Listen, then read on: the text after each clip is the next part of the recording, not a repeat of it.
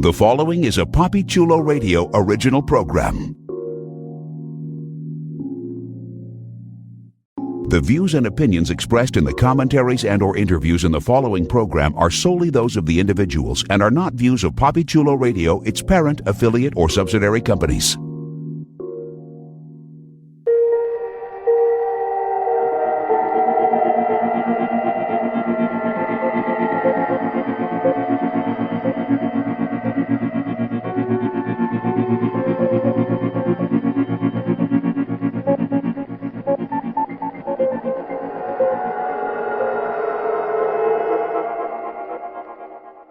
Welcome to Are You Afraid? Double Feature, Part 1, Red Tide, brought to you by KPCD 666 Cape Radio, a PapiChuloRadio.com original series, Papi Chulo Radio, celebrating a decade of podcasting excellence.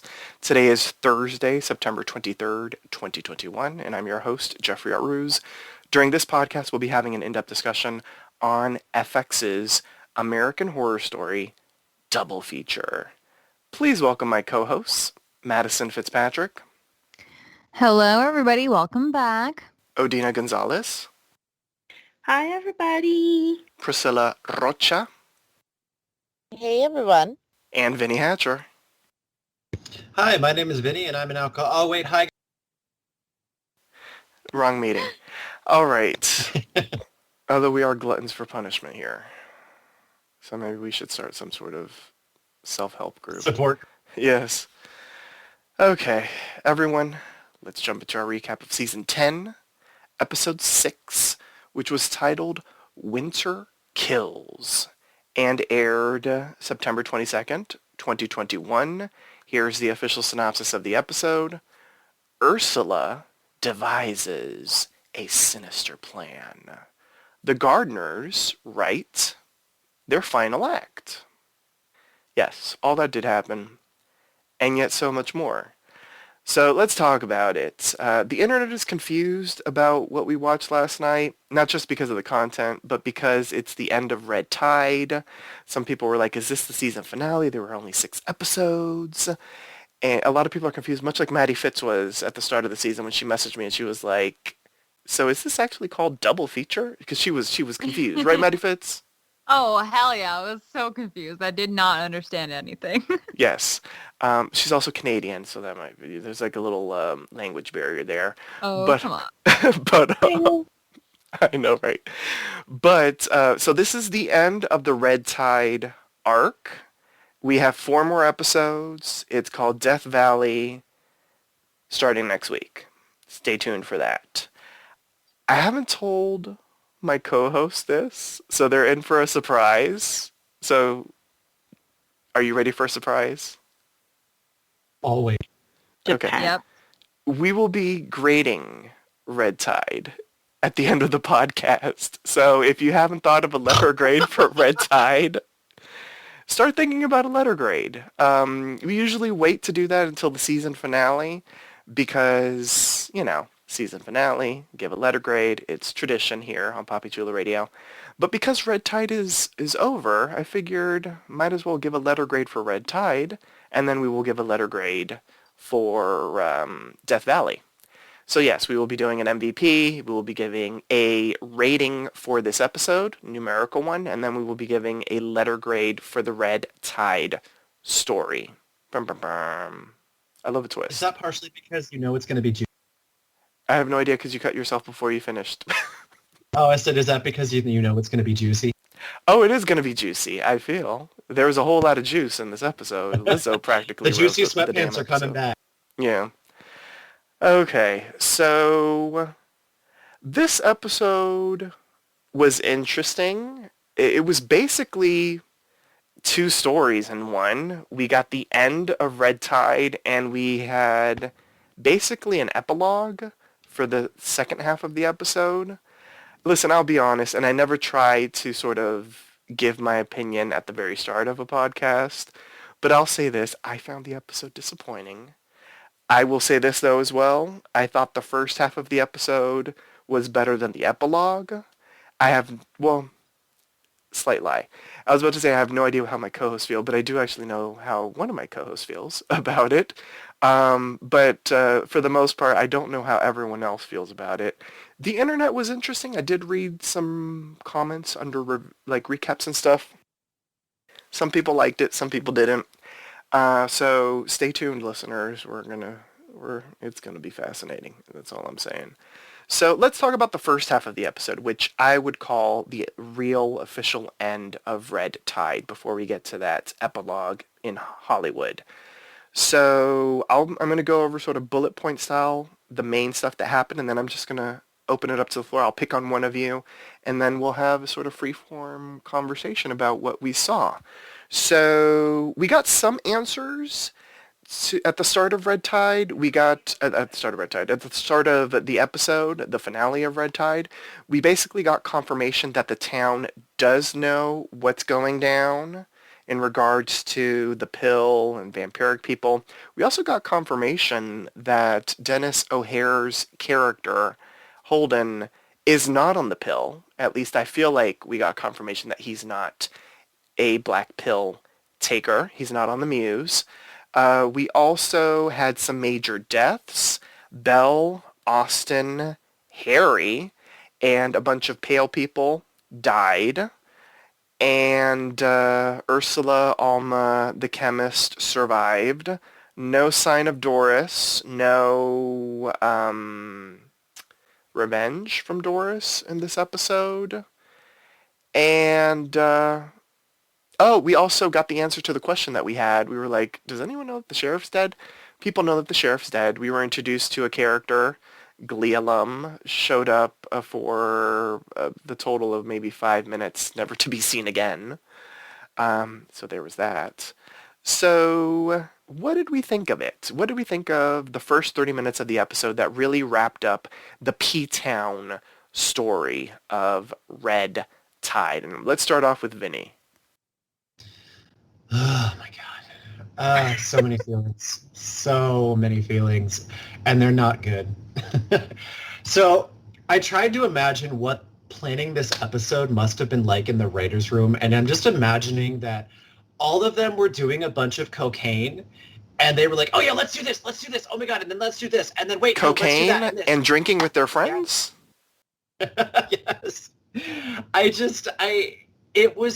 It was so lackluster due to the fact that it was just so fast.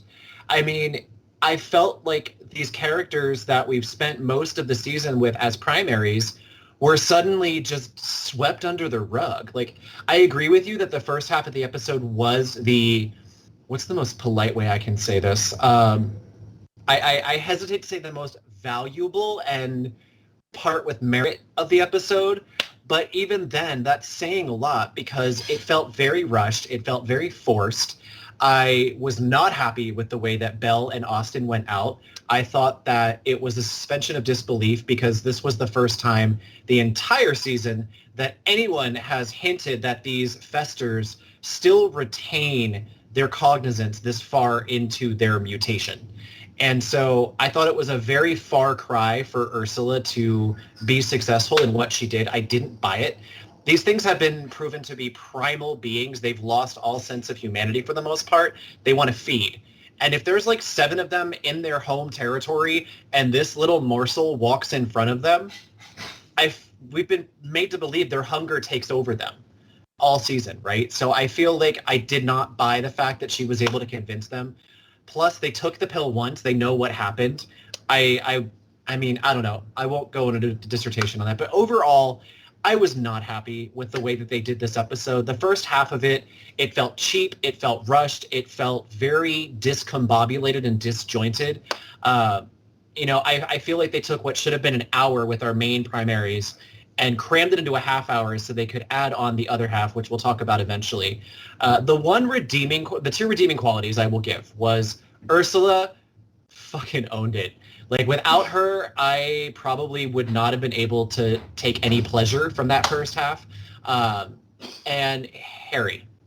Finn Whitrock gave a very nuanced performance. I was actually very happy with the way that he portrayed it because he brought to light the exhaustion of his character after all the shit that he went through this season. Like, he was actually starting to give hope, like, oh yeah, she's on board, we're going to be great, we're going to go back to the way life used to be, and then to have it all swept out from under him was exactly what I kind of thought was going to happen.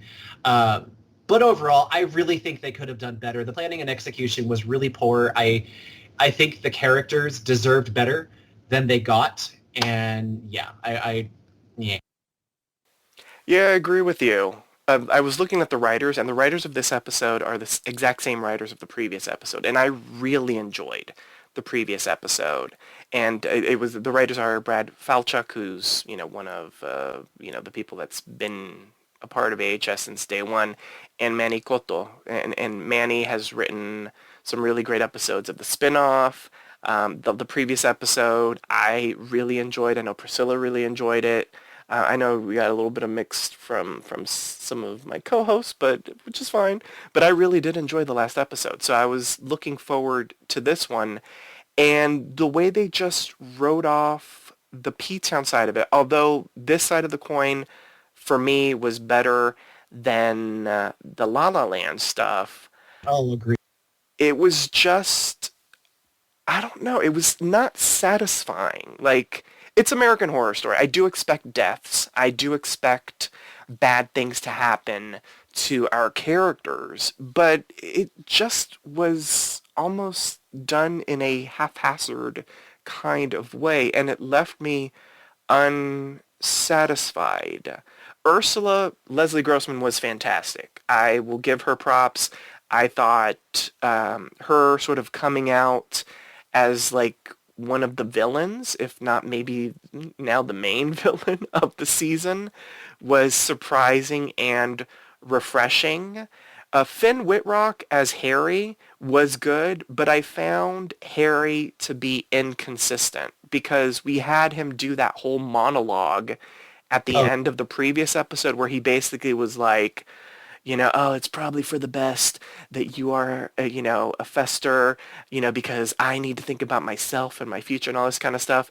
But then they wrote him at the start of this episode really showing empathy, sympathy, and almost longing and caring for Doris, even though we didn't see her.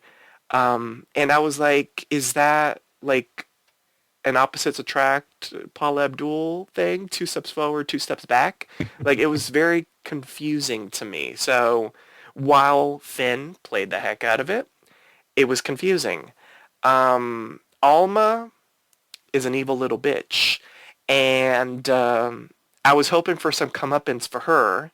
I will have much more opinions on that when we talk about the next half an hour. But I didn't get that from her, so that left me unsatisfied. We had a little bit of a line here where, because everybody died that was in Belle's house. And the line was, from Ursula, I'm going to make it seem like Harry killed them all and I'll weave a story about it.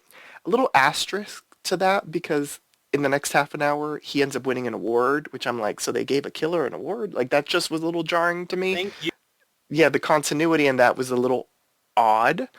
But I did find this half, it wasn't, I don't even know what the right words is. It wasn't satisfying, but if they expanded on the first half, if that first half was like the whole episode, I might have found the episode a little bit more palatable than the full episode that we got.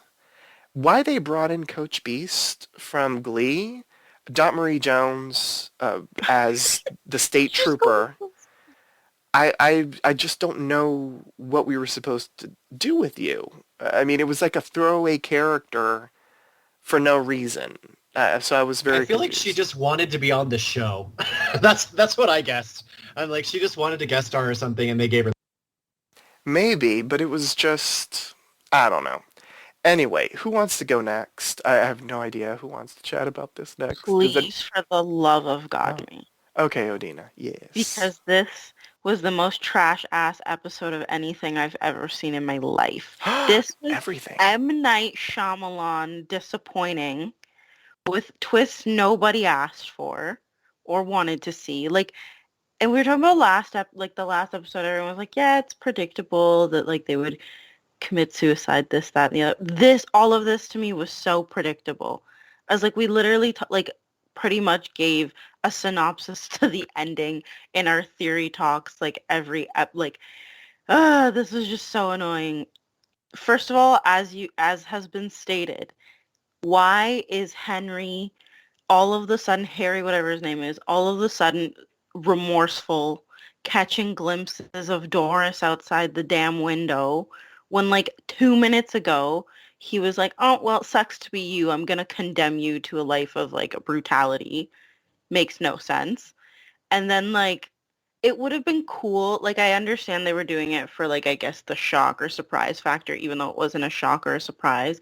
But it would have been cool to see a conversation between Ursula and the chemist where they concoct this plan in the first place instead of like all this weird like, oh, we're gonna leave that out and then we're gonna go to Belle's house. Like it was just so unnecessary. Then like they took the baby, like, okay, cool. So you're all right with like everyone else dying, but like not the baby. Like Belle's been eating babies this entire time. You didn't tell me you noticed that. It was a mess. It was a mess. Oh yeah, and then like we're not even on the second half yet, but just the Festers made no sense at all by the end of this. And like so you're telling me a cop just pulls up to this committee meeting and is like, no, you guys need to like actually tell me what's going on.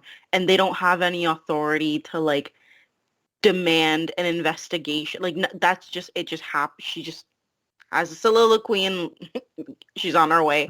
Like I'm sorry, I'm ranting now because I'm so angry about this. No, preach, girl, preach. Last episode was so emotionally driven, and that's what I wanted. I wanted like an impact, even if I don't care about Alma or whoever.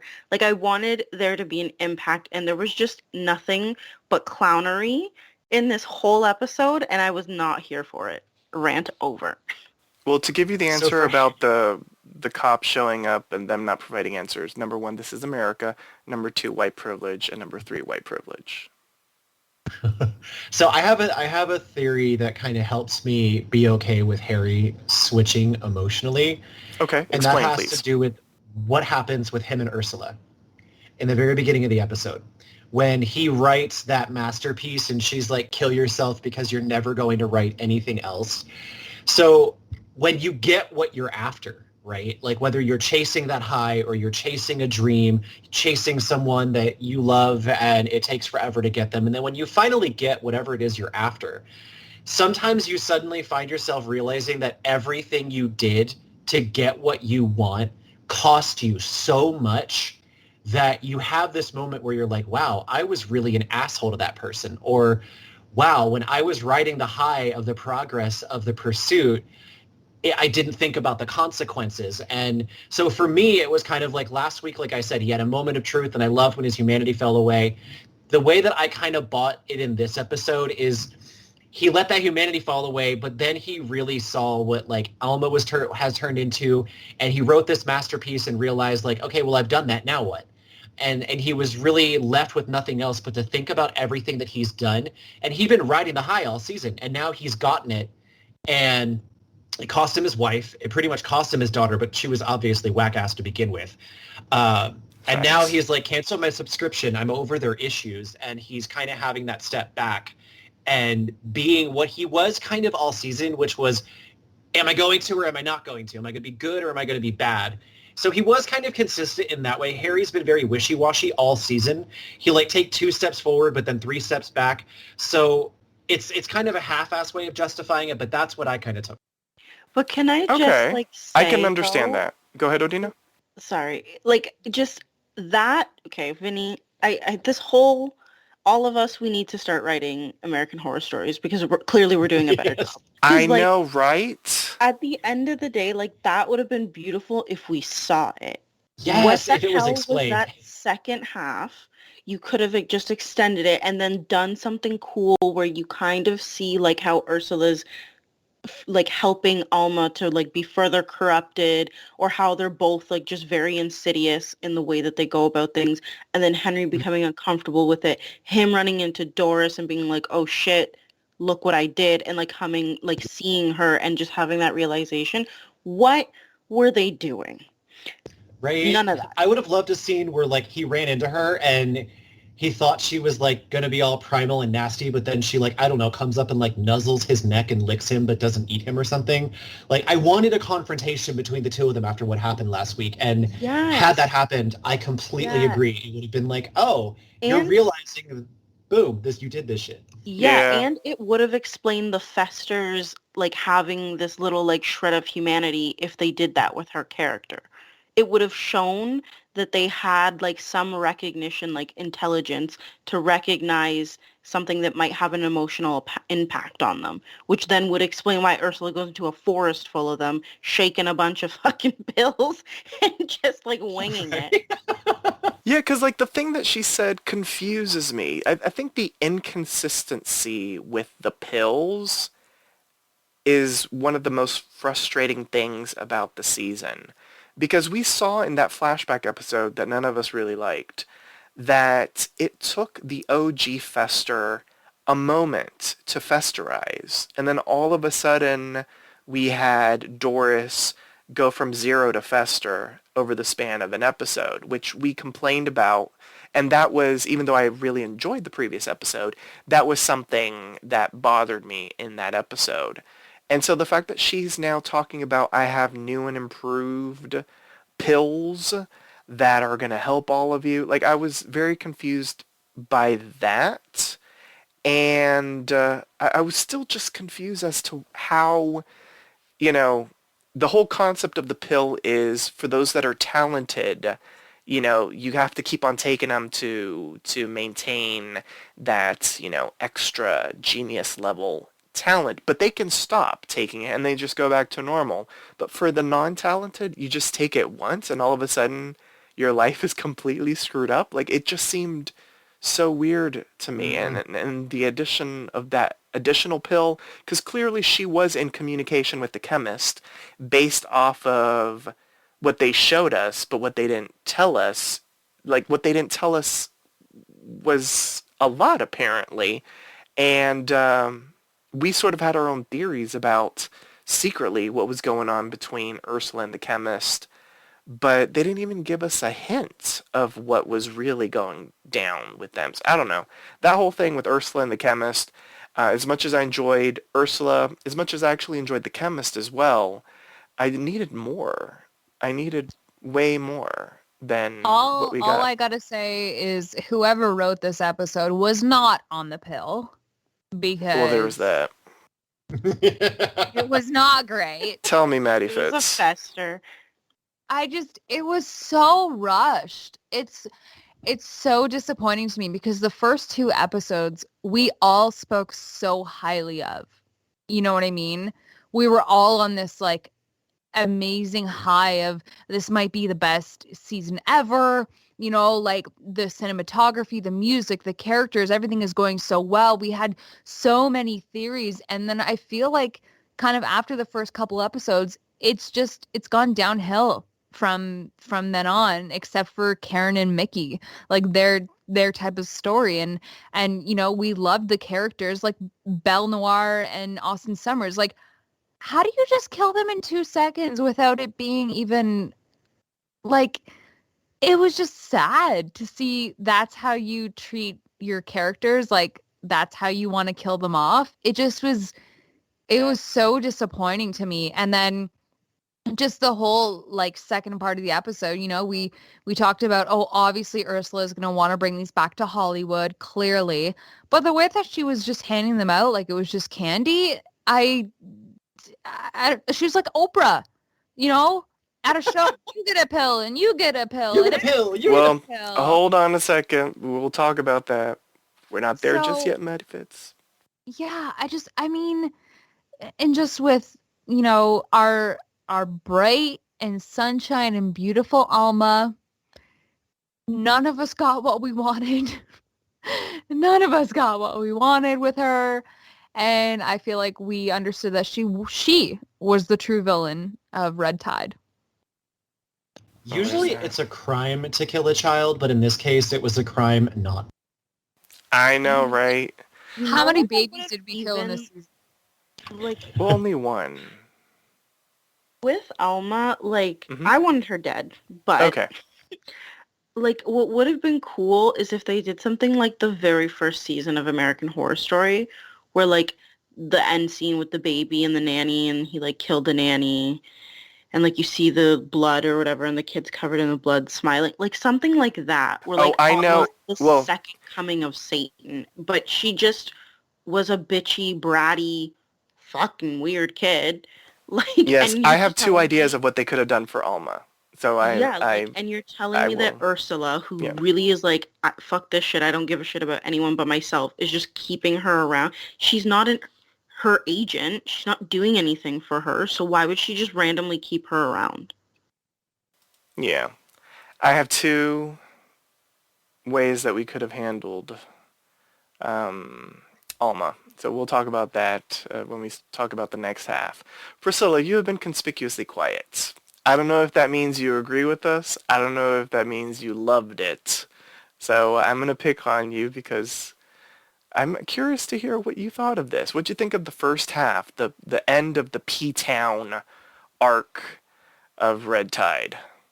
So the first half was incredibly slow. I felt like the whole like Chamber of Commerce part, I was like, You why called do them we the have to Chamber of Commerce. well, what the I fuck love else it. did I supposed to call them? Like, Parliament. I thought they were kind of like the homeowners association, sort of. Yeah, okay. Yeah. or the town council. Oh, the town council, yeah, not the All right. Chamber of Commerce. All right, the town council, but their council meeting was so boring. Why am I talking about paint chips and why am I talking about stuff like that at this far ahead in the season? This is a waste of time, precious time that I could have been used to fix this episode because obviously it sucked. This whole part sucked. It was awful. And when it finally got to like the cop and she was there and she was trying to get them to, I don't know, get their heads together and tell her something about what's going down, and they were just kind of like like they're just kind of like putting a wall up against her. I was like, dang, this is a waste of time. All of this is a waste of time. All they had to do was show the cop that they had found, and show that the first councilman going up to them and being like, the cops are getting busy on here. If the councilman's on my ass, I'm gonna be on your ass. So fix this. All it takes is like one fucking one line, and that's it. It would have broken up all of that at the very beginning. That unnecessary crap. But no, we had to have all that exposition. It was boring as hell. And then when it finally got time to see Belnoir and Austin die, I was like, really? We're just gonna end it like that? They don't have guns? They're going to this fight with just knives? Really? That's so Well, I mean, shitty. it's what they're used to, but I agree. I was so mad at how easily they were taken down. I mean, I don't know if meth heads are, wily people, but I mean, they seem to get their dinner pretty easily. And I'm like, these people took them down like that? All they had to do was like grab their shoulders and push them to the ground? Like it was... Yeah. I expected a trap of some kind. I did not expect Austin and Belle to just have their razor knives or whatever. Like, I almost expected and wanted Billy Lord to be there. Like, I wanted more of the people on the pill. Because here's the thing, like, they're writers, they're not fighters. They're used to killing people who are easy prey. But these two knew they were walking to their potential death. Mhm. And people who are as intelligent as Belle and Austin were, which they would have known better, right? And like the way they were distracted and lured towards the front door. And I did like how the chemist, you could tell she knew what was going on. But yeah, and I agree, like Alma and Harry showing up, like I expected them to have like a fucking rocket launcher or some shit, not just like, I would have liked a rocket launcher. We're going to clean up this town. Oh, I yeah. felt like it was just there to have like the the line of the season, I feel like. We're gonna clean up this town? Oh, yeah. The thing that's repeated over and over again every time you think of the season. We're going to clean up this town. Oh, I'm saying that. The way that she said... Sorry, go. Oh, no, I just thought it was funny because in the trailer it made it look like it was going to be this monumental event, and literally that was it. It was that line. Like, there was no other, like, vehement anger from her. She was just, like, having, like, crazy person Tourette's for a second. Like, when they first walked in and she was like, have some baby charcuterie, and then she was like, read it in, daddy! I was like, good God, like... It was ridiculously camp. I liked it, though, but it was... Oh, I did... It was still disappointing because she like died like 10 seconds later. I am literally using that line whenever I am slightly inconvenienced at all. Like, I'm going to be in line at the grocery store and people are going to be like trying to bump me and be like, I'm going to fucking take a Joe. No, Odina, you got to be like, I'm going to munch on your balls. Not when, like, I'm sorry. Like, I still can't. And I love Priscilla, who is like, what was the whole Chamber of Commerce? That gets me, honestly, 10 out of 10. It was like a whole Senate floor meeting for like no reason. Eggshell white versus creme white. Yeah. Right? And like the old boomer in the corner being like, how dare you? I'm like, who are you? Like, who are these people? This was like, if Robot Chicken did a skit about American Horror Story, it was this episode. Yeah. I wish that they would have used that meeting to explain more about what the town knew. Like, if they had removed the outside presence and the town just openly talked about, you know, the killings, you know, not what are we going to do, but like, oh, you know, we have to make sure we cover this up. We have to make sure this, that, or the other. I think that would have been much more interesting. We never got the answer to the red lights, which I know that we all sort of did. Wait, just one second, Maddie. Okay. We didn't get the answer to the red lights, and like they could have explained that at that council meeting. We sort of have our own guess as to what it means.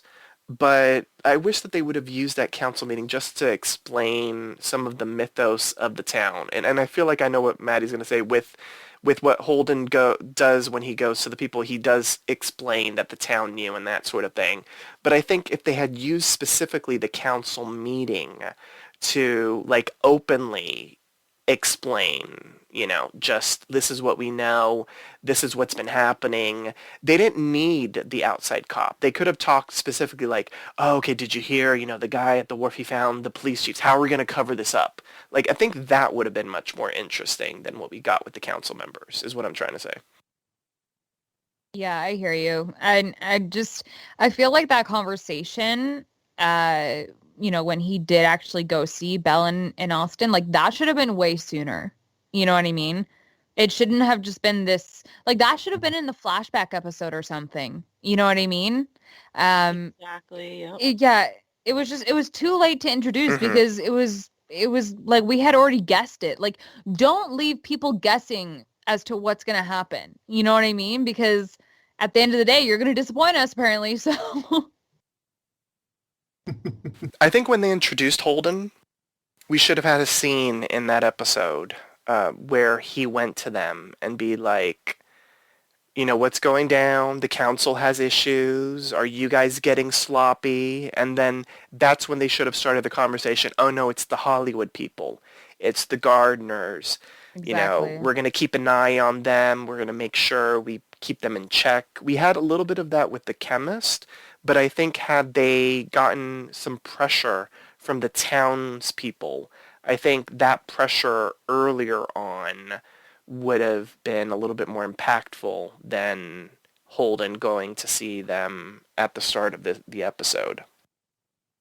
Yeah, I would have liked when he was first introduced and he did his interview and he was very cagey and the whole, oh, I just gave an interview. I would have, and the chemist I feel like should have been introduced earlier as well. Like I would have loved to have seen that scene where like he's there with Belle and Austin, but with him and the chemist, kind of like following the chain of command down. Like I would have bought a scene where he was with the chemist and he was like, you need to get your shit straight because your people are fucking up.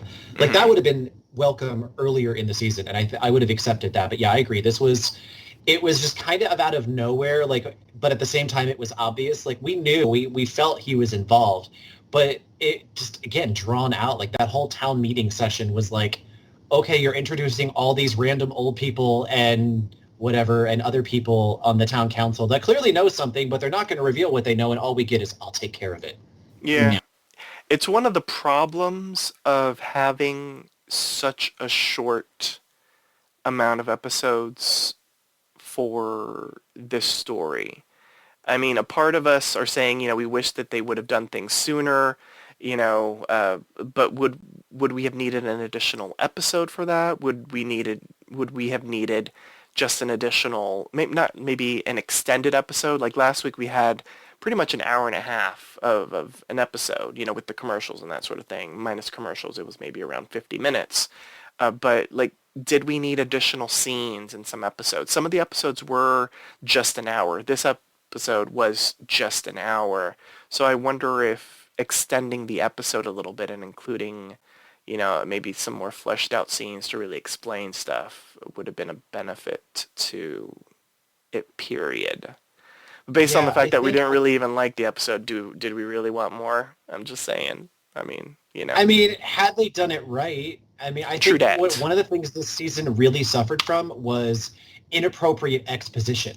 Like, we had characters that got all these, like, really detailed introduction parts or whatever, and then we had these others where it's just, like, they're giving us breadcrumbs because I felt like they were trying to be clever and keep the characters mysterious. But like we talked about before, it really felt like some of these characters were just, oh, COVID pandemic, obviously, but also like, oh, I want this person to come back. We're going to shoehorn them into the show this way and make them a character. Dennis O'Hare's character, to me, still feels like that. And I think had we had a longer season that was one continuous story arc, they would have been able to give a little bit more, and we would not have been sitting here like, why the hell did you introduce that and make us assume this? Because putting two to two together in this episode equaled 5, not 4, which means it didn't make sense. Or, you know what they could have even done? Taken that also trash-ass episode where they did all that flashback, and the only relevant part of it was Belle's flashback of who she was before, and used like 80% of that episode to at least address some of these issues so that nobody would be walking into an hour episode and being like, what the actual fuck is this? Totally, yeah. If there was anything that we all agreed with was that the flashback episode was not the best. I know that we've sort of disagreed on some of the other episodes, but we all were pretty much in sync in regards to that flashback episode. So if they would have truncated that, and as Odina just said, maybe 20% of the episode was flashback, you even started the episode with flashbacks. And then, the rest of the episode was in the present, fleshing out stuff. That would have been best, giving more stuff for Holden to do, giving more stuff for Billie Lourd to do. I mean, she really wasn't in this season at all, and the only answer that she gave us was like how people got the fangs.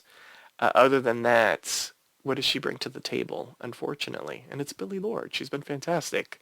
And how people got the codes. Mm-hmm. Oh, also, yeah. when did Alma get her teeth filed? Oh my god, yeah. Wait, what? Like, when she took her dentures out, I was like, okay, well, we've clearly established that Billie Lourd has no moral code and will work on a child. Yeah. Like, where did we... Excuse me, I don't like to be watched while I'm eating. Like, it also... Or whatever the hell she said. If, like, Ursula, like, because she gave them all those pills that apparently, like, made them turn on each other. Like, if you wanted to wrap up Billy's character, you could have easily just shown, like, that the Festers weren't just attacking Belle, that they were attacking anyone in the actual town that had taken the pill and been successful. So, like, I mean, and then you could have, hence the fucking name of the whole season, Red Tide. But, like, it would have made sense that way, not just, like, a weird concentrated... Like, did Ursula give them a GPS? And they were like, okay, now we know where we're going. Like, did she run and, like, lead them there? Like, I don't know. I would assume she led them there. But do we really need the answer to that? I don't know. But any other thoughts on the first half of the episode before we head into this epilogue? One more thing. Yes. Alma overpowering Harry was just like, what? How? You're a little kid. How It did was you all overpower you? it was those Your father. vitamins that he gave her. I have one more thing about the first half. My Okay. favorite part. Pussy ass bitch. Oh my god, I was gonna say that. I died. What I did you- literally died. All right, people. So let's get into this epilogue. We pick up 3 months later. We're in Los Angeles. Alma is living with the chemist and Ursula, living their best lesbianist lives, I guess. I don't know. But they're all together. What did we learn? Ursula is, passing pills at Starbucks, to writers and stuff. She is on top of the world, basically, in 3 months. We learned that Harry is some sort of award winner, even though he's apparently a murderer. So Hollywood really has no standards when it comes to giving out awards. What else do we learn?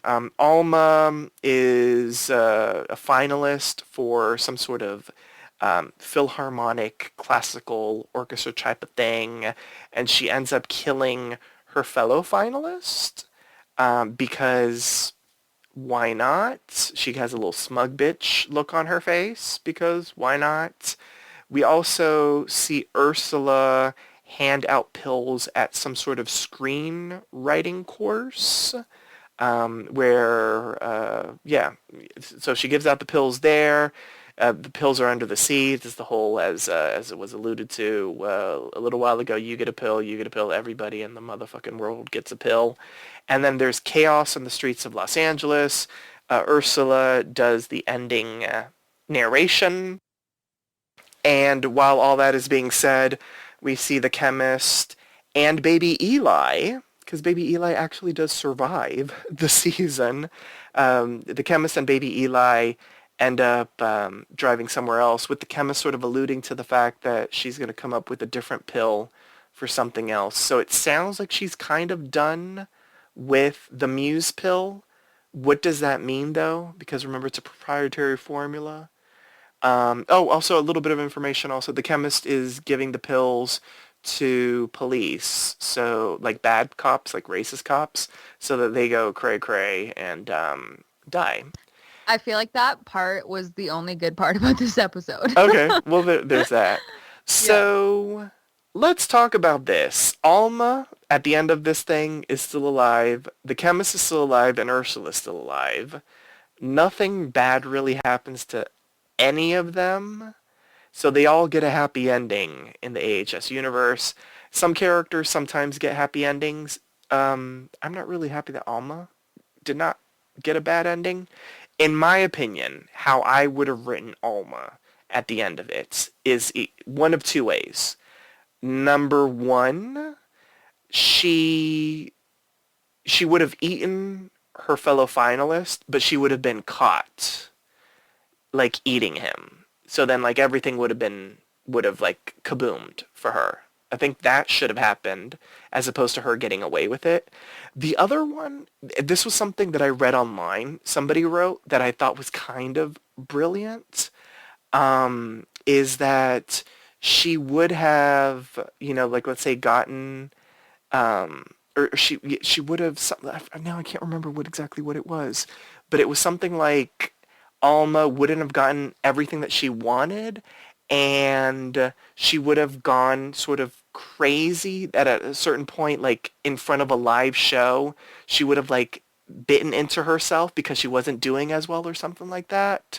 And so she would have tried to like eat herself in front of the audience, and like that would have been her downfall or something like that. I can't remember the exact thing that I wrote in the comments that I read in the comment section, but when I read it, I was like, oh, that sounds dark and twisted, and that would be a good end for Alma because she's a dark and twisty little bitch. But yeah, I would have wanted her to get caught. The other thing that I think would have been interesting, just to throw it in since I'm talking about Alma, is if what the guy said, her competitor, said was true, that he would have gotten it because she would have been sort of, in essence, a freak show. Shout out to season 4. Right? Bearded lady? Yes. So she would have been, a freak show. So he would have gotten it, and maybe in a fit of rage, that's when she would have like lunged at him and bitten him, and then that would have been her downfall. That could have been interesting as well. But I don't like that she has an happy ending. I don't like that she's out there happy. Although with the chemist leaving, maybe she won't have any pills, and so then, she does end up getting the darkest of timelines. So I Priscilla. had. Oh wait. Oh well. Vinny jumped in. Oh, So I was gonna say I had after Priscilla I'll go, but I had something about Alma I wanted to have. Oh, okay. All right. So Priscilla, go first, and then that was a tease from Vinny. Oh, I was saying before the podcast, none of us got what we wanted because Alma survived, and she got not just survived, but she thrived. She Got thrived. exactly what she wanted, and she went for it. And even in the Philharmonic thing, when faced with something where she's a freak, she still manages to subvert your expectations and kill the guy, and manages to get away with the murder, and probably is gonna get the seat. So, it's so fucking frustrating that little monster gets everything she wants. But I'm thinking since LA is burning and the chemist is leaving and isn't going to be working on the pills anymore, that she's not going to be getting her pills anymore, and she's probably going to lose her focus and her drive and her energy the way they said that you get after you don't have the pills anymore, and she won't be able to play the violin. So She's a pussy ass bitch. exactly. But Mm-hmm. I do like the fact that the chemist got away with it scot-free, because I liked the chemist. I liked her chutzpah, and I like the fact that the baby got away free, because the baby had no, like, he was an innocent in all of this. His sister was fucked up. His family was fucked up. He deserved to be happy.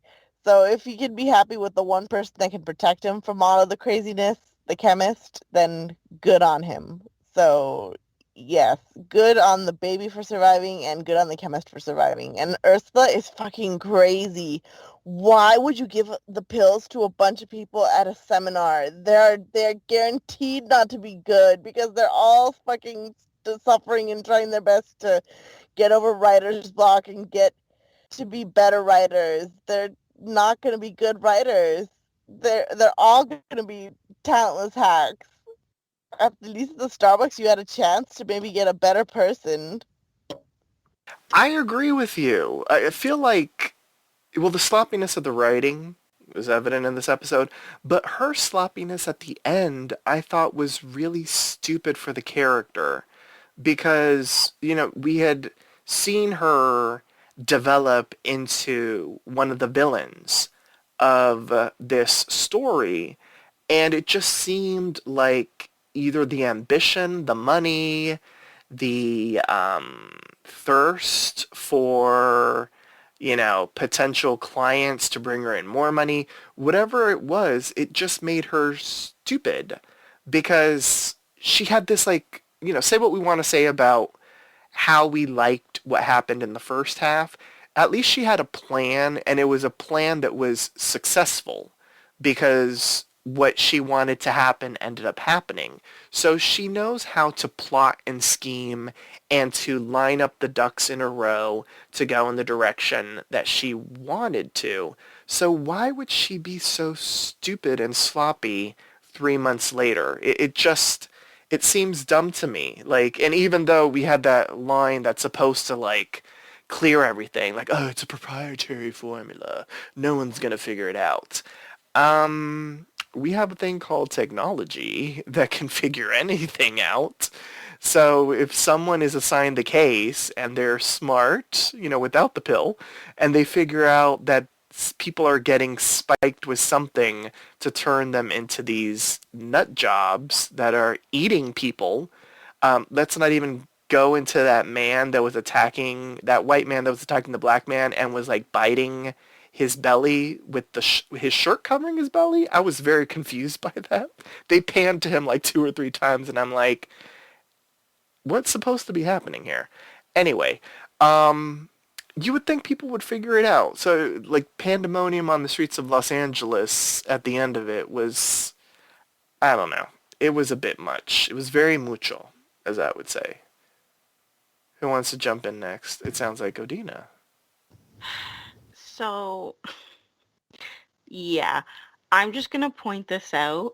And maybe I'm allowed to say this because apparently I'm the only fucking black person here. But, like, are you kidding me? She's spiking a bunch of police officers, a black woman, and nobody is going to do anything. She's like, the government doesn't want to air out its... The government?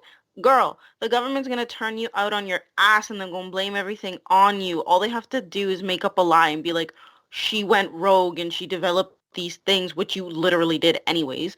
And she just started handing them out to civilians. We've been looking at... girl.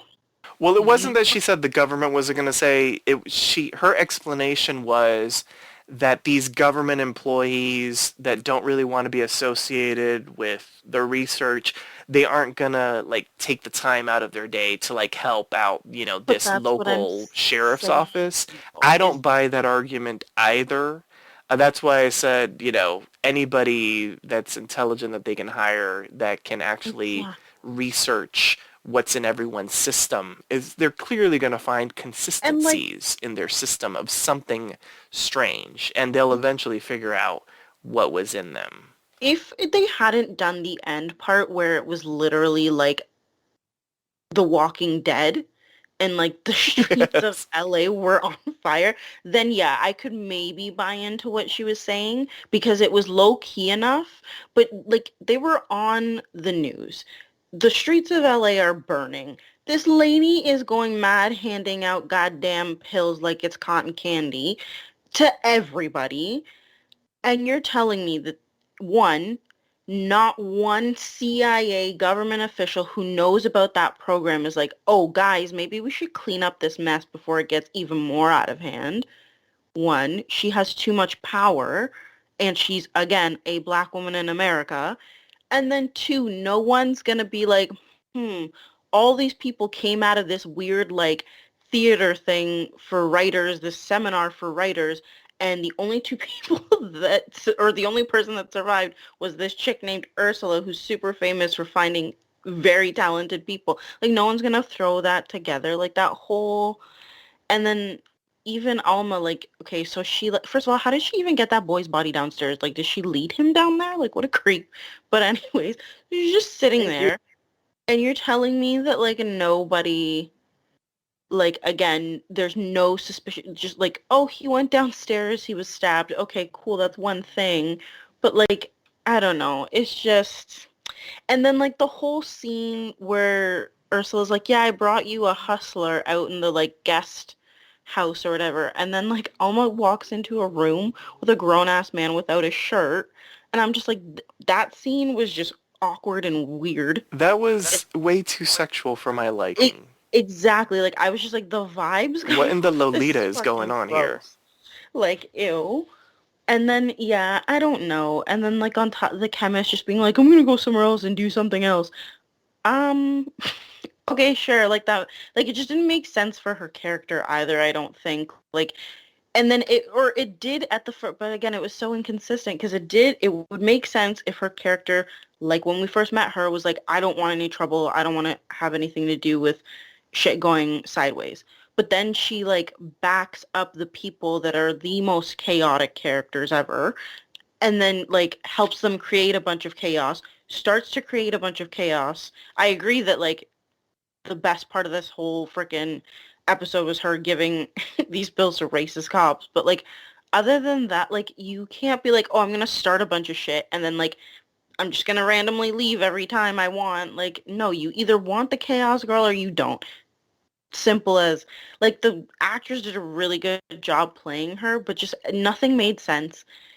I would have preferred to not even have this whole like epilogue moment where they're in LA, or if they did like extremely brief, like hyper jump to the future, show Alma like you said, Jeff, like at a concert, maybe losing her mind, or just another theory that I was thinking, I was like, okay, maybe Doris like takes the pill while she's still pregnant, but then gives birth, and like whatever's in the pill affects the baby and makes the baby like super talented, and Alma starts getting jealous, and then she tries killing, or it kills the baby, and then Henry, whatever the hell, like flies into his own rage and kills Alma. Like it just, there are so many different ways this could have been written, and this was not it, like at all, especially this half.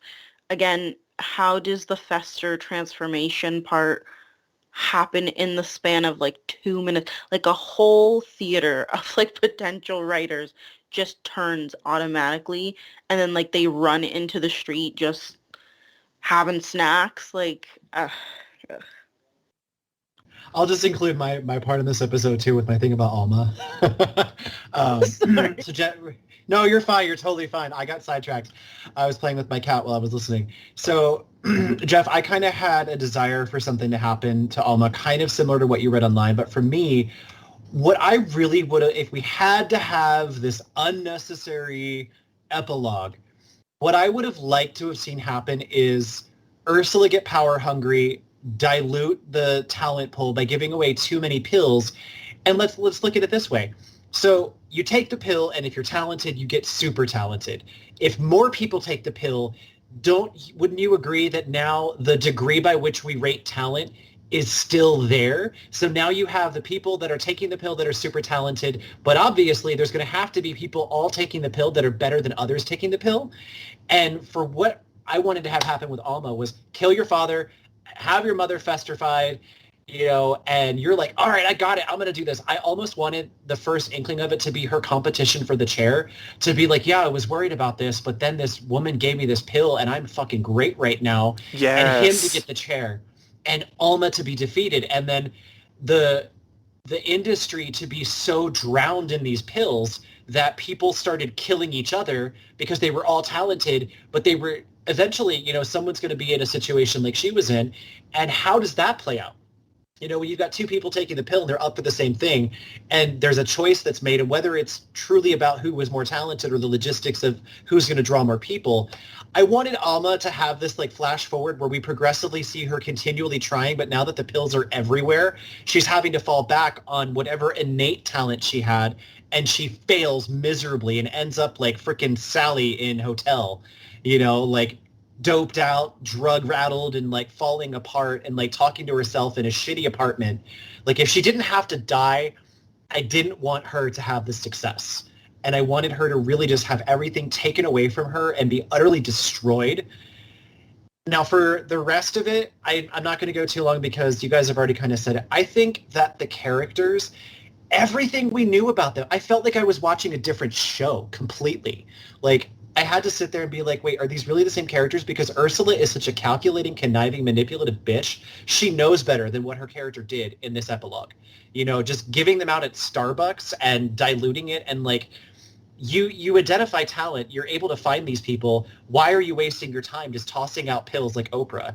And not to mention the amount of disbelief that we had to suspend for the ramifications of these people's actions. So for Ursula, she's going to campuses and these little actor TED Talk workshops and like somehow sneaking in beforehand and taping pills under chairs, not getting caught. And then no one's talking about this because if she's doing this, well, she's got to be doing it more than once. There's going to be people who aren't going to want to take the pill. There's going to be people who are like, this bitch is handing out drugs in class, right? And they're going to report it. Mm-hmm. And then the chemist, she worked for the government. And when you work for the government, you never leave the government. Even if you leave the government, you never leave because they watch you, right? Like someone with the level of what the chemist was doing, the CIA was watching her. They had to have surveillance for something that she was working on of such a level of secrecy. And as we saw in the end, what could potentially happen, they would have, I feel like it never would have been allowed to get to that level. Like one little shit-ass town on the testicles of Maine or whatever they call it, the dick of Cape Cod, That's one thing. But a massive metropolitan hub where you're now not only screwing with the creative community, you are messing with the income and the support network of that city. It thrives off of the entertainment industry. And now it's completely being undermined. And going back to Ursula, her character would have thought about what was going to happen if you're giving out these pills at Starbucks. So how are you going to recruit talent if the city that you're going to be recruiting them in is decimated? It was just, oh my God. It was like, I literally, I can't. I cancel my subscription. I'm over their issue. Good grief. I love the idea that the dude, her competitor, Alma's competitor, should have been on the pill. That would have been amazing. And we didn't need to necessarily know overtly, but if he would have just, hinted at something like, oh yeah, I know I'm really good. I've been, there's something a little special in my life that has been making me even better. And the look of like shock. And then he would have gotten the chair. Like that would have been spectacular. Just knock that little smug bitch down a bit. Okay. Maddie Fitz, did you give your opinions? I feel like I Those wanted two. Okay. I wanted to chime in. Yes. So Chime all the way. two things that I noticed or would like to happen. So one is the fact with these pills, I mean, just the way that she was giving them out and everything just seemed so chaotic, so just, I don't know, too much. But also, so when you're giving these pills to these untalented people or whatever, what is her goal, right? Her goal is to give these pills to people who are talented, then will need them from her, which they will pay, or she gets money from them from being successful, right? Well, she's making all of these festers who then go out into LA and start eating people. What if those people that they're eating are talented? Mm. Like, I don't understand how this is constructive at all. That right? hooker you just ate was the next Michelle. Yeah, like I don't understand how she thinks that this is going to work in her favor. You're literally just killing off the population with untalented people. Like, I didn't understand. I felt like it was very backwards. I didn't like it. What I would have liked to see, obviously Alma's character, I wanted her to be gone. Your theories were great. I love them. One of my biggest things that I wanted to see in this whole thing was them going to LA, going to a museum, and seeing TB Karen's photo, her painting. Yeah, we didn't get the painting. Ooh. Oh Right? my God, yeah. I think that would have been so awesome to end the episode off, to end the season off. And it just, like I said, all of those things that we were kind of hoping for, wishing for during this whole season never happened. And so the whole Alma and Ursula as her kind of like new parent figure and stuff, like I enjoyed the little talking smirk sarcastic with the chemist and Alma, like that was kind of cute. But just so these two grown-ass women are going to raise this girl and another baby for what? Like I mean, just obviously not what we expected from the season whatsoever for the ending. Like obviously we thought that Ursula was gonna, do something with the pills and try to make a profit off of it, but I just feel like we could not have gotten to this conclusion with a better writer, essentially. But yeah. Well, there's that.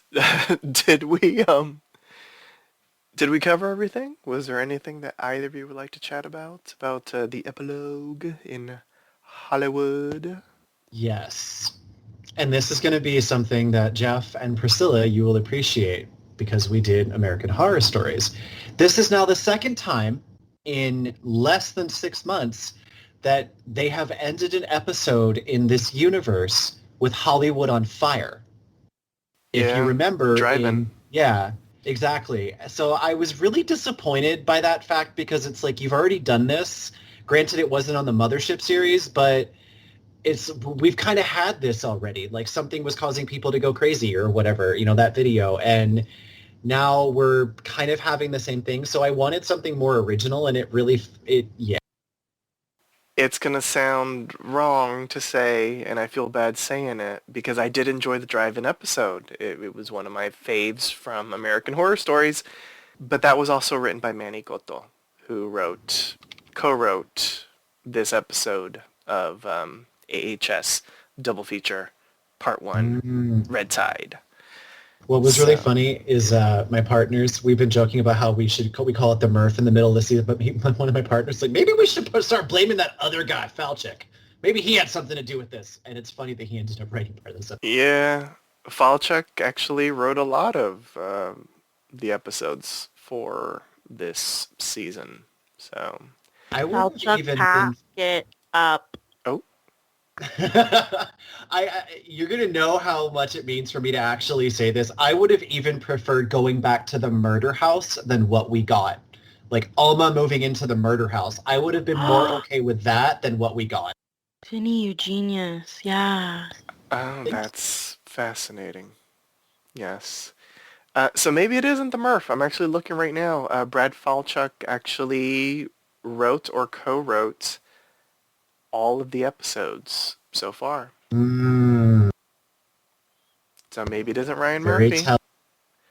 Ryan Murphy was the first 2 episodes, and he co-wrote the first 2 episodes with Mr. Falchuk, and we both loved the first 2 episodes. So maybe it was missing. Maybe it wasn't the Murph that was bad. It's missing the Murph. That Murphed it up, chucked it up. And Odina, this is for you, but one of the things that you've said almost every episode is how beautiful the cinematography and visuals have been. I felt like that was completely sucked out this episode, like not existent. Oh, absolutely. The only nice thing was the house, was their new apartment in LA. Yeah. Oh, it was gorgeous. Right? Yeah. With its CGI background of the city sky. Right? Real. Yeah, no, there was no shots. I mean, it's called Red Tide, and I guess, don't take it literally, but like, at least in the other previous episodes, we got shots of the beach. Like, it was very thematic. This was just a hot mess. I don't know what was going on. I don't care who was co-writing, not co-writing. It was one of yous, because this is not cute. It's not a good look. I'm not looking forward to the next season. Like, it's that bad. Like, I thought, in my personal opinion, I didn't like Hotel that much. But, like, I thought Roanoke and Hotel and stuff started to drop off. Didn't really keep interest for me. But this is how you're going to do it. This is, like, Game of Thrones finale level, like, stupid. Well, I wouldn't say all that, because that's a whole different beast of horribleness. But, come at me, all these Ursula Targaryen. Come at me. Yeah, I don't know if I will co-sign that. But the one thing that I will say, just to put a button on this as we head into the MVP, which that should be fascinating by itself, the promo art, we've discussed it before. Now that this season, now that this part of the season, because I can't even say half of the season because we're not getting an equal amount of episodes of Death Valley. But now that this section of the season is over, I think it's clear that even though everyone thought that the creature that was sort of making love to the alien in the promotional imagery was a siren, I think it was just a fester. I think everyone really got so... maybe, I don't want to say, maybe not bamboozled, but we just got so engrossed to the idea that one of the stories was going to be by the sea, the other one was going to be by land, that we assumed that that pale, sharp teeth creature was going to be a siren. I mean, we even had theories about the pill being maybe siren's blood and that sort of thing. We were so hooked on the by the sea and these pale, bald, sharp teeth creatures that we thought it was going to be sirens, when in reality, those pale, bald, sharp teeth creatures were just the pale creatures from the series. We So got I am a little... gaslighted is what we got. Yeah, I'm disappointed because I really wanted to see an alien and a siren make love, because that's basically all the damn promos. I mean, they're tongue kissing. They're sharing a pill. It was a lot. But But okay. they totally played up the siren thing too. I will throw that in. Like they dropped scenes that almost deliberately made it seem like they were wanting us to believe something was in the ocean. Yeah, I will not disagree with you on that. So now it is time for the MVP, the most valuable player. State which character impressed you throughout the episode and why. Once a character has been chosen, they cannot be selected again, so choose wisely. It's going to be hella fascinating because all of us butchered this episode. So was there an MVP? Well, we'll find out. Let's see. Who should go first? I have been going sort of in order-ish the past couple weeks, so I'm just going to go really random. Priscilla, who's your MVP and why? My MVP has to go to Ursula because, my God, she was such a bamf this episode. Besides the weird LA parts where she was kind of weird and giving pills to everybody, I'm counting the first half of it where she came in literally guns blazing and killed everybody in that room, all the bald-headed people, and managed to do it with just aplomb. And she managed to shut up Alma, which was nice. I liked that. So yes, for sure, Ursula. Okay, good choice. Let's see, who is next? Eeny, meeny, miny, Maddie Fitz. I mean, who else is left to pick? Like 20 other Maddie, people. I love you. Oh man, I mean, okay. God, this is so hard because I feel like Ursula is the only redeeming character in this whole... Because I feel like Ursula was the only character who never changed her ways. You know what I mean? She's the Maddie Fitz of AHS Red Tide. You never change your ways. You're always controversial. You know what? Okay, here we go. Here's for controversial. I'm gonna give it to Alma. Ooh. Just for the line of, when her dad said, "I'm just trying to be a good father," and she said, "Since when?" Ooh. That was a Just- good line. Just because of that line, I think I'm gonna give it to her, even though we all wanted her to get hit by a bus. So, yeah, since when? Okay, I like it. So Ursula and Alma are off the table. Vinny, your MVP and why?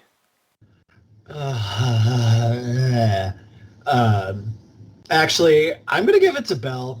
It's the last time I could do that, and she was one of the redeeming qualities of the first part of this show, even though she was very camp, and I love camp. I mean, it was going to be Ursula. Belle was my second choice, and then the chemist. With Belle, out of everybody that got what they got this season, she was the only one I feel like that did not get one of maybe two, because the chemist did not get a raw deal, and Belle did not get a raw deal, and Ursula and Alma. But the most of the main cast, they got a pretty bum deal, and they had a bad demise. But Belle, she was consistent all season, and in this episode, I feel like even though they died really fast and it wasn't what I wanted to see, she still gave it that Frances Conroy royalty. Like, she did such a great job. And cleaning up this town is going to forever be in my mind now going forward. It'll be one of the few redeeming things of this season that I remember fondly. So I'm giving it to Belle Noire. All right. Odina. Okay, I don't know if this is going to be considered an actual option, but the baby. Oh, yes, that is an option. Any character in the show. It The can only be an MVP. innocent character Literally, for being the only character that wasn't literally just wasted and not annoying, for being innocent and pure and just makes it out alive unscathed from this idiocy.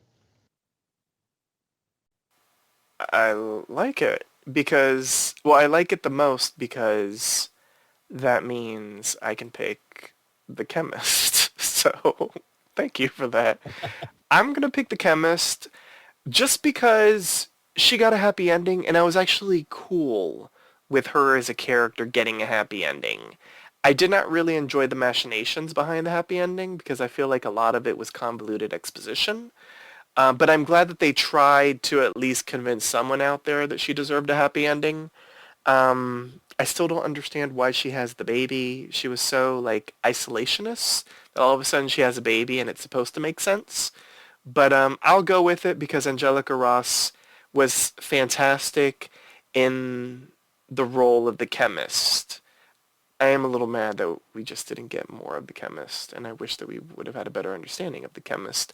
But for what we got, I was okay with it. That she had a happy ending at least. Yes, Vinny? When she drove away, I wanted her to look at Los Angeles and be like, dumbass white people. Yes. That's what we all thought. Okay, let's rate this episode. This should be fascinating. How would you rate this episode on a scale of 1 to 10 muse pills? The point system is allowed, and if you found the episode exceptional, deserving of more than a 10, you may grant it the coveted golden muse. I feel like there is no gold here. So, at least based off of what everyone has been saying so far. Okay, let's see if I can remember the order that I went, but in reverse. That means Odina goes first. 2.3, no higher. In general, this whole just episode was the most, I just feel like I wasted my time watching it, especially coming off the back of the second to last episode.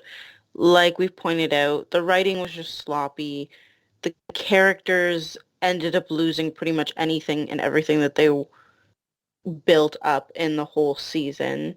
So their characters were just kind of like, oh, cool, we're just going to throw random things into their like daily actions that doesn't make any sense. The cinematography and the audio and all the stuff that made it cool and creepy and on brand and on theme lost. It just seemed like a very cheesy, like I feel like I was watching Sharknado or something. So 2.3 and keep it at that. Not the Sharknado. Festernado. Festernado. Literally. Followed by the sequel in the second half, 2 possible lesbians and a cannibal. Well, there's that. Okay, so that was a 2.3 from our Ray of Sunshine, Odina. Let's see. Vinny? I am going to do something I have never done in all of the podcasts we've done together. A 0? I'm giving it a 1. It is getting a 1 because...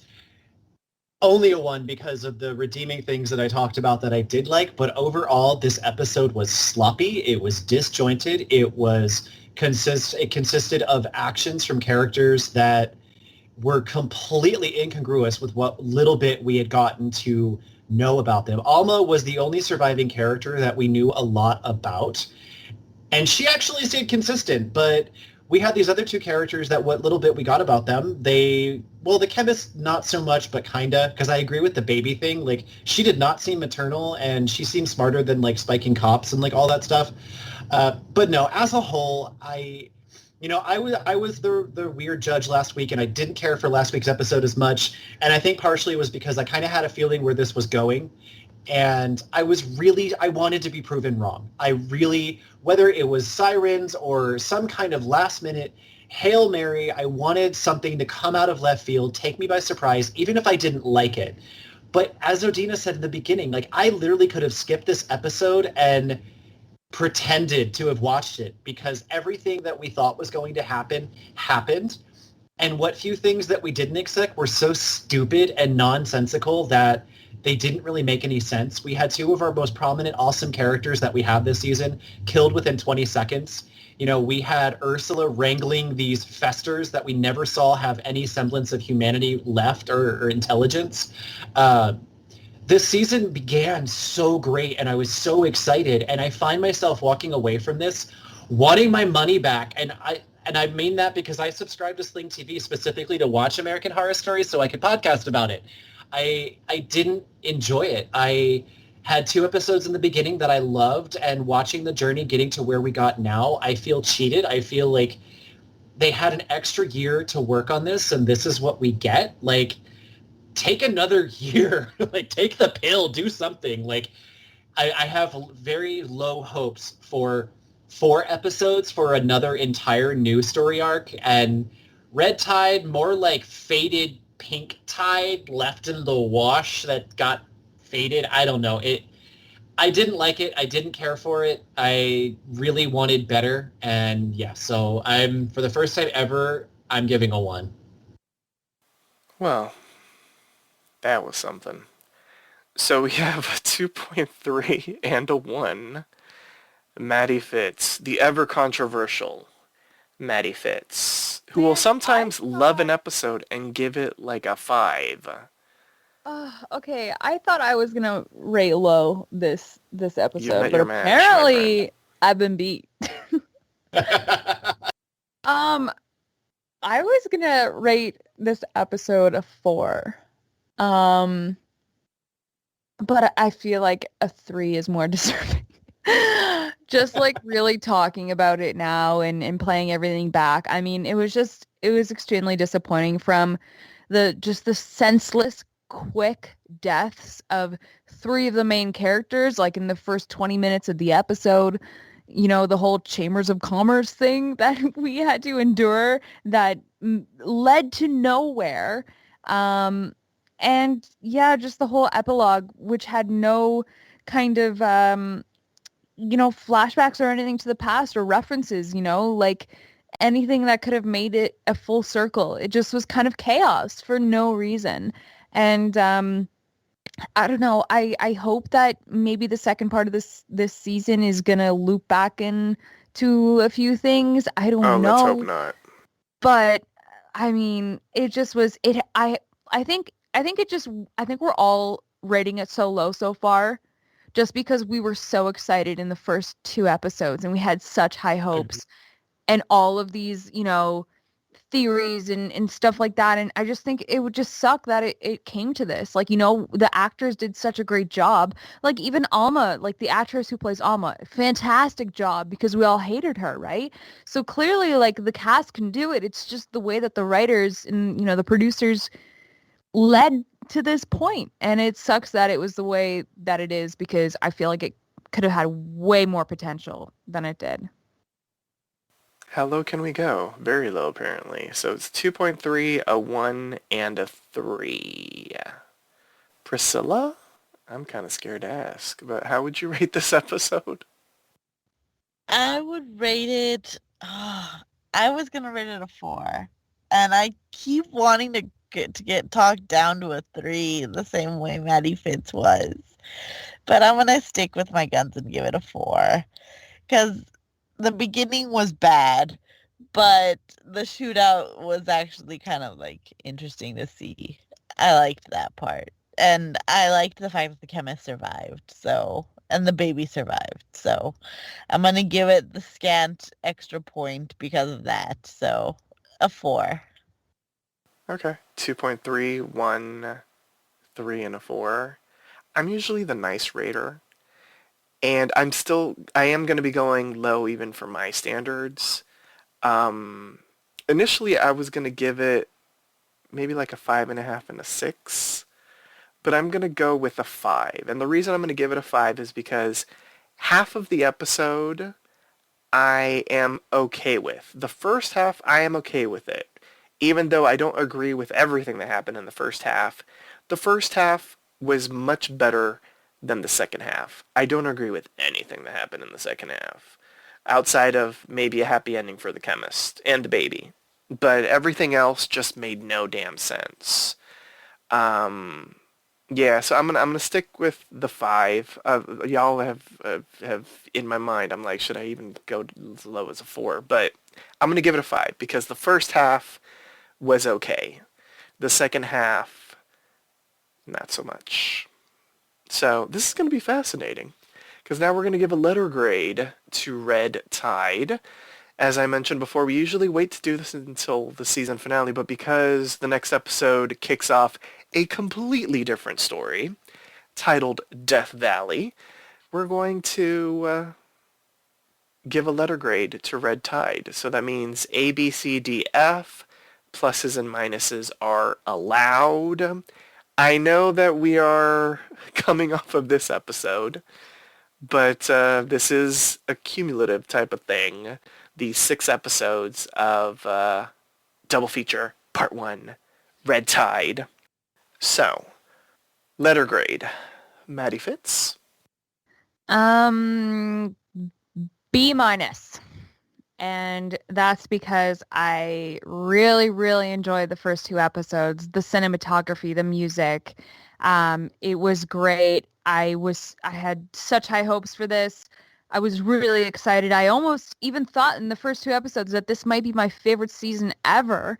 And it kind of just, left me dry at the end of the season. So, I mean, I loved the beginning of it, hated the ending of it, had really, really good characters, but the storyline was just way too dry than what American Horror Story should be. So B minus. Starting off with a B minus from Maddie Fitz. Odina, what about you? What letter grade would you give the Red Tide story, the Red Tide arc? Okay. I'll be generous and I will give it a C. As Maddie said, what really kind of saves this season is the first 2 episodes, the second last episode. If it weren't for that, this would be tanking. But I think that those were well done enough. And I think that this season had a lot of potential. It did at the end of the day, like, make us think in terms of like what could happen, theories we're throwing out there. Again, I really appreciated the way everything was shot and filmed and put together in a lot of the episodes. It's just they somehow lost their like footing when it came to the writing, when it came to staying true to the characters, which was a really big injustice to the actors and themselves. Lily Rabe really didn't deserve to have her character kind of just like pushed off to the side like that, especially since she's been with American Horror Story for so long. Same thing with, and I don't know their names, but Belle and Evan Peters. Like, just, if it wasn't for their acting, like, a lot of these seasons wouldn't be as amazing or magnetizing as they are. So to just kind of do an injustice, write them the way you did, write the story the way you did, after all the teasing and the this and the that, like, and the waiting people did for this, it's really disappointing. But I do know that at some point there was some care there because there were really good episodes, strong episodes. So a C. A B minus and a C. Priscilla, what about you? I think I'm going to give it a B minus because I feel like it's been a pretty good season so far, and it had 2 bad episodes. It had the finale, and it had the flashback episode as the bad episodes. But every other episode was either a B or an A. So I think a B minus like averages out to a pretty good grade. So yeah, a B minus. We got 2 B minuses, 1 C. Vinnie? I can't talk myself into being more generous. I'm going with a D+. For me, this is kind of like when you get to a certain point and you make the same mistake over and over and over. And there have been really great seasons of American Horror Story, but every season has had some degree of the shit that we saw in this season. And to start us off so strong, to really like reel me in and make me believe, oh my God, I've waited 2 years for this. I'm so excited. This was amazing. Even though I think in the beginning, if I remember correctly, I was kind of on the second episode, but I still was okay with it. But I mean, come on, guys, you know better by now. Like, you got to be more cohesive. You've got to, bring it. You really, when you're in season 10, you really got to start bringing it because you're heading into the double digits. We've been doing this now for 10 years. Well, I guess 11 because we got an extra year waiting for this one. And yet we found ourselves with characters that didn't get fully fleshed out enough. They were shoehorned in. We had plot points that came out of nowhere for some of the characters. We have all of this disjointed storytelling that this entire season, the biggest problem that we always talked about was the things that they should have explained by showing us. They were so vague in the way that they were implied that we agreed they should have been shown. And the things that we were shown and got all this exposition and acting and story about really could have been trimmed down and handled better. The flashback episode, while Belle's story was amazing, Austin was crammed in there at the end. It really didn't give us a lot to advance our knowledge about the town. And walking away from this season, there is so much more that we don't know than we do know, right? Like, what happened to that trooper's investigation? Because obviously she said she wasn't done, but we're never going to know because they've killed the characters that were interesting. If they did another season of this, I don't know that I'd watch it. It's American Horror Story, and I love podcasting about it. I'd watch it, but even still, like, how much would I want to see that? Because the characters that mattered are gone. But we don't know what's going to happen in Provincetown. Like, what were the ramifications of what happened with everybody dying and what was the investigation like? Because I have issues with the whole thing, too, about, like, the murder scene. Okay, you're going to say Harry killed all these people. He's been the one going around, like, biting people's throats out. But then his throat was bitten out. Who bit his throat out? I walk away from this season feeling more unfulfilled than I feel fulfilled. And I really think that in the 10th season, they should know better by now. They've got to really bring it. They've got to really blow us away with storylines. And they had it. And then they just dropped the ball. And I think I feel like I've been fairly consistent since the first 2 episodes where it's like I've kind of been like either okay or I didn't like it. And like I said, I was really hoping they would somehow manage to wrap it all together. They didn't even give us exposition more about the pills. Like, we don't know where she got the substances that she uses to create them. Will we find out? I'm beginning to think not. So, I as much as I didn't want to be that guy, I really don't feel comfortable giving it anything higher than a D+ because I really think we deserved better and they didn't do as good of a job as they could have with the material they had that could have been amazing, and they dropped the ball. So 2 B-, a C, and a D+.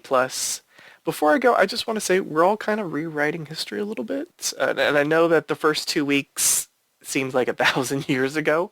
But remember, over the course of the first 2 weeks, we saw 3 episodes because there were 2 episodes the first night. Oh, yeah. So everyone keeps on saying, I really enjoyed the first 2 episodes, when in reality, we all enjoyed the first 3 episodes. So it was a little confusing because of the double premiere, and it is called Double Feature, and Maddie Fitz was hella confused about the whole double feature of it all. But which I enjoyed picking on her about. But she is also a blonde, so that explains a lot, right? Everyone's co-signing in their brain. It's okay. Whoa. Yes. I wanted the I was the reaction. last picture I saw of her, I don't think she was. She's a blonde in my mind. She's a dirty Sure, blonde. always and forever. Yes. Okay. I will agree with Priscilla, and I legit just want to copy and paste everything that she said because that's exactly how I'm feeling. 4 out of the 6 episodes for me were really good. And it's the exact same 4 that she liked and the exact same 2 that she hated. I hated the flashback episode and this one. But the other 4 were really good. So that means 2/3, hey math, I really enjoyed. I learned something in math class. So 2/3 I actually really enjoyed. The 2/3 of the season that I really enjoyed had really great character moments. Maybe not everything that we theorized came true, but the acting, the cinematography, the music, everything was beautiful. I mean, Macaulay Culkin was a revelation. an actor that I never thought would be a part of the American Horror Story family, and now is an actor that I can't wait to see what he does, hopefully, if he returns next time, because he was just fantastic. So there were elements that I really enjoyed this season, but man, those highs, those beautiful highs of those 4 episodes for me went to extreme lows in that flashback episode and in this finale of this Red Tide story. So I will agree a B minus, and what's keeping it for me in the B territory are those highs of those 4 episodes that I really, really enjoyed. The promise in those episodes that just went with at least this finale. I mean, we can ignore that flashback episode. There's no way to ignore this finale. We have to acknowledge that it happened. And yes, it happened. So on that note, join us next time for a brand new installment of Are You Afraid? Double feature. Well, technically it'll be part 2, Death Valley. Here's our announcer to remind you on how you can interact with us. Follow Poppy Chulo Radio on social media. We are on Facebook, Instagram, Twitter, at Poppy Chulo Radio. Do you have any questions, suggestions, comments, or concerns? Email us via contact@poppychuloradio.com. Are you interested in joining the Poppy Chulo Radio team as an on-air personality? Email talent@poppychuloradio.com. Binge listen to your favorite Poppy Chulo Radio programs by visiting poppychuloradio.com/archives. You can also download tonight's broadcast and the rest of the series through Apple Podcasts and Google Play. Just search for Are You Afraid? Double feature. And subscribe. Thanks, announcer. My co-hosts, please wish the listeners a good night, starting off with, he was a ray of sunshine, this podcast, Vinnie. Have a wonderful night, everyone, and remember, we're going to clean up this town. Yes, we will. A new town, though. A town filled with aliens, I guess. Indeed. Priscilla? I can keep Burger King out of this town. I can keep you out of this town, too. Good night, everybody. I guess she won't have it her way. Odina? You're all little chicken shits. Good night. Very true. And Maddie Fitz? Good night, everyone. And remember, I'm better than you. She is controversial, remember. Thanks for tuning in. Download new episodes of Are You Afraid? Double feature part 1, Red Tide. Every Friday via Apple Podcasts, Google Play, and the Poppy Chulo Radio archives. Good night.